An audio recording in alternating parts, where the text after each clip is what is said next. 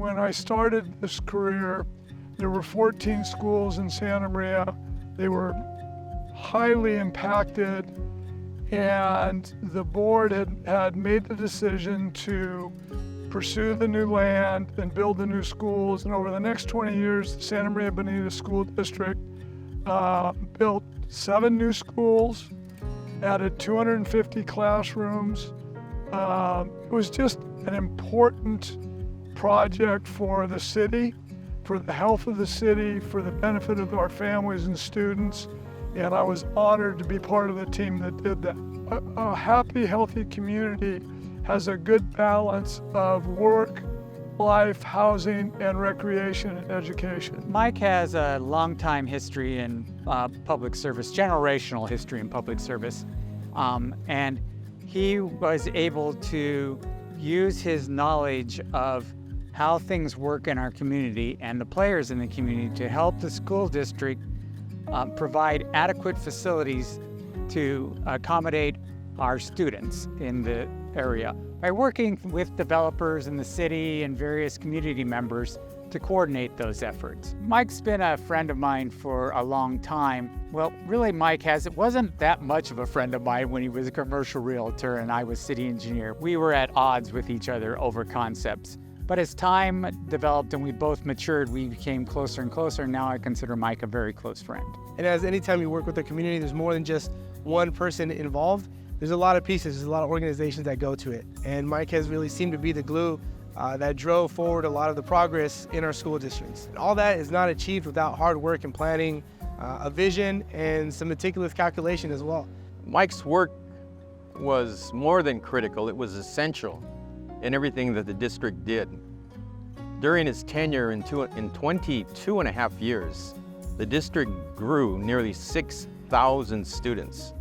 So as far as his importance, he was the one who we relied on and who the board looked to for accurate numbers of what our increasing enrollment populations might look like. And what a lot of people might not understand is that takes a lot of work. You don't just open the school bells for a new year and all of a sudden have desks, chairs, instructional material, teachers hired. I used to say to new teachers when they came in to the district, number 1, do you love your job? Number 2, do you love the place you're doing your job? And if you could answer 2 things with a yes on both those questions, things were gonna roll. And Mike did. Mike loved his job. And not only that, but he loved the community that he served. He came to work every day knowing that the task that he had was one of the most vital in the district. Mike's a real special man, and he did the job. I don't know if anyone could have done it better. All about legacy. What are you leaving the workplace? Have you made a difference? Do you feel fulfilled? But Mike has a special quality to him that was inherent and inherited in a sense. Mr. and Mrs. Grogan, Robert Grogan, Agnes Grogan, his mom and dad were also public servants, and he followed in their footsteps. They loved Santa Maria. He carries on the tradition, and I know that they're proud of the work he's done. I know this community is, but the actual magnitude of what he's done, because he was such a quiet, silent, sincere leader, it will probably never truly be appreciated to the extent that it should be. So here's my opportunity to say, job well done, Michael. We couldn't have done it without you. Looking at the list of path recipients, I am humbled. I stand on the shoulders of many people.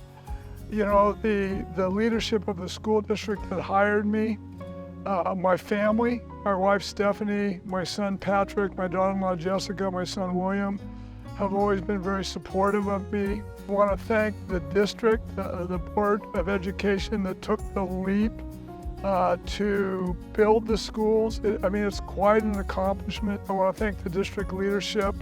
I want to thank specifically my boss of 16 years, Matt Beecher. I also want to thank the city leadership, who we collaborated with very well. And finally, I'd just like to thank the Chamber of Commerce for all the good work they do in promoting the health and business of the business community. And I'm grateful for this award, and like I said, humbled by it.